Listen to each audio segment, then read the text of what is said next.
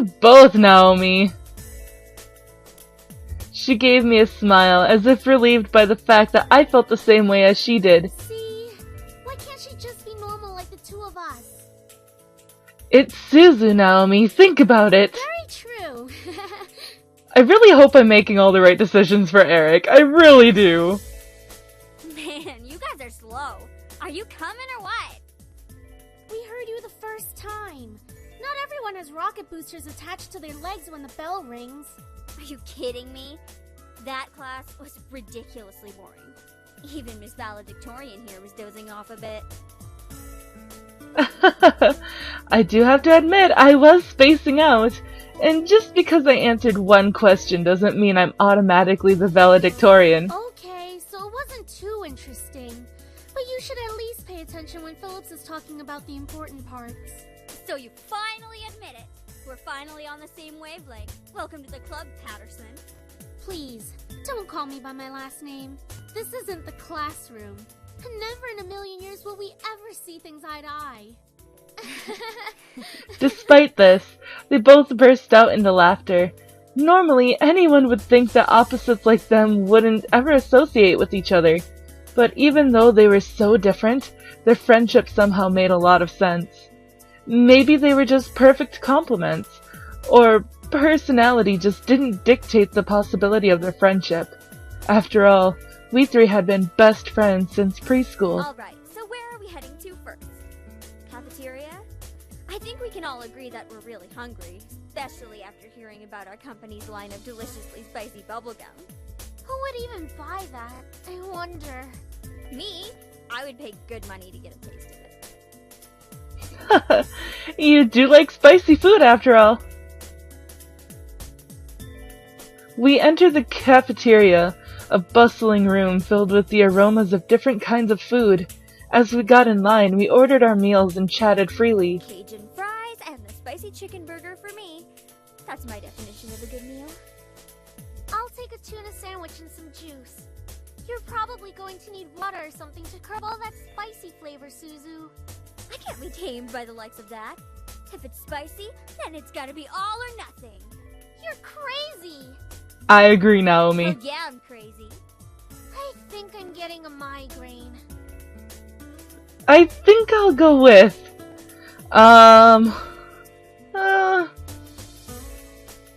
Let's go a little bit plain, because I don't know. I'm not sure. Actually, you know what?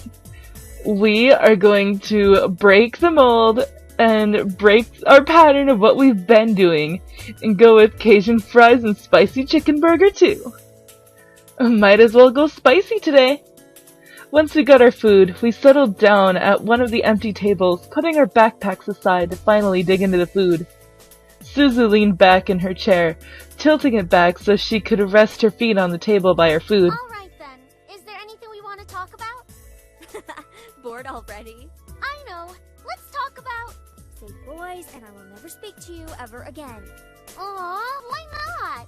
What's so interesting? Because boys are boring! Guys, not like any of us are gonna get boyfriends anytime soon. We don't know that. What if one of us does get a boyfriend?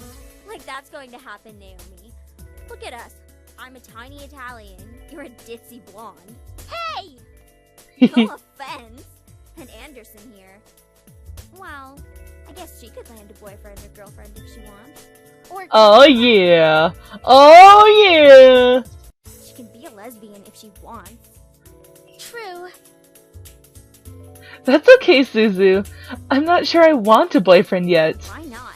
It's our senior year. Might as well get a boyfriend. Maybe she's just not interested in a relationship, Suzu. Well, it really wasn't about wanting a relationship, but more of that there was no one interesting enough to be in a relationship with. Oh my god. Anderson, Buttbag Anderson is me. Everything about her is me. Oh god. Oh my god. Chris, did you tell them about me? No, I'm kidding. Don't get me wrong, I'm an open person, but there were not many interesting guys in the school to go out with. Who knows? Time will tell.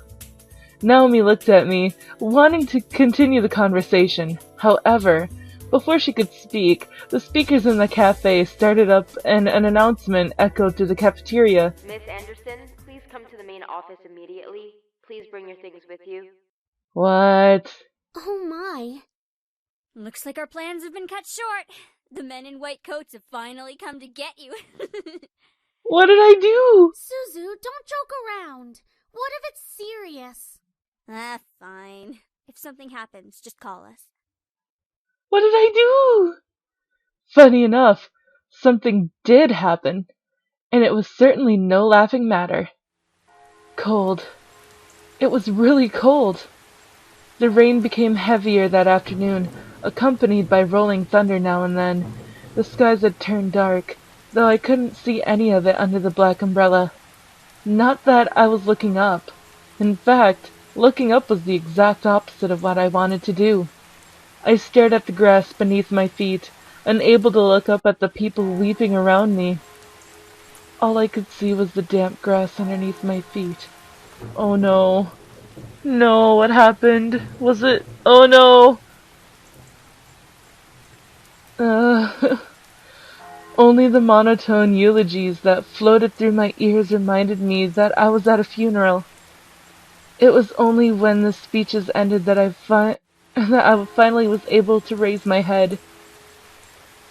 Oh no! Is that Dad? No! A small gathering of people, mostly made of relatives that I didn't even know, were related to me, were huddled around a simple, small grave. For a while, all I heard was the sound of raindrops on umbrellas. If it weren't raining, everything would probably be in a heavy silence. I looked beside me, where my father was standing and holding up a large black umbrella for our small family of 3. Okay, well, it's not Dad. So who is it? Is it our brother or something? His face was emotionless, a strange sight next to my weeping mother. I wondered what was going through his mind. After all, etched into the smooth gray tombstone before us was his father's name. Oh, it's Grandpa. Well, that makes a little bit more sense, but it's still pretty sad. My grandfather, the one who raised me like his own daughter, had passed away that day. The ceremony was small, only close family were allowed to come. Slowly, though, people began to leave, leaving my father, mother, and me behind at the grave.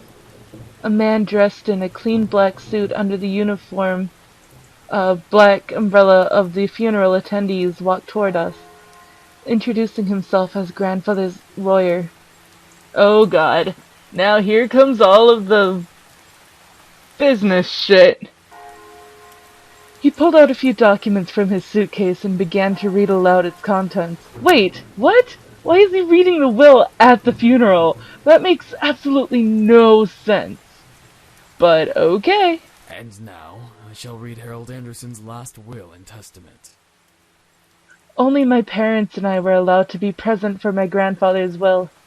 It was under the strict request of his lawyer, and there was a reason why. And to my dearest granddaughter, I give my estate. All the furniture and decor that resides within the house shall also be given to my granddaughter. What? I couldn't believe my ears. I had earned the family estate at 18? That was impossible, and yet it was written by my own grandfather's hand. He passed the family estate to her? Why am I not surprised? Dear. Oh my God. Really? Really, Dad? Really? Well, did he say anything about what will become of the CEO and chairman position of the Anderson Toys Company? No.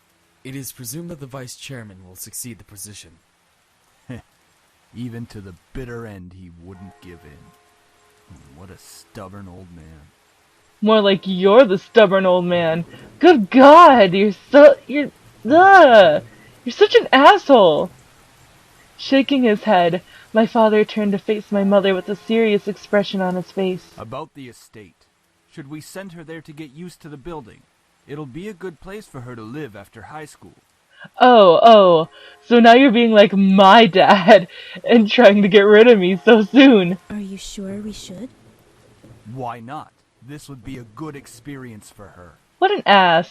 Honey, what do you think? I really wasn't sure what to say. Why did my grandfather think that I was the appropriate heir to the mansion? Was I even ready to live on my own? Well, that seems to be it. We'll be taking our leave now. I'm sure the little heiress needs some time to adjust. Wow, you're an asshole. Get out of my face, Dad. David! Seriously, thanks, Mom. Yeah, bye. Slide out of here. Whoop!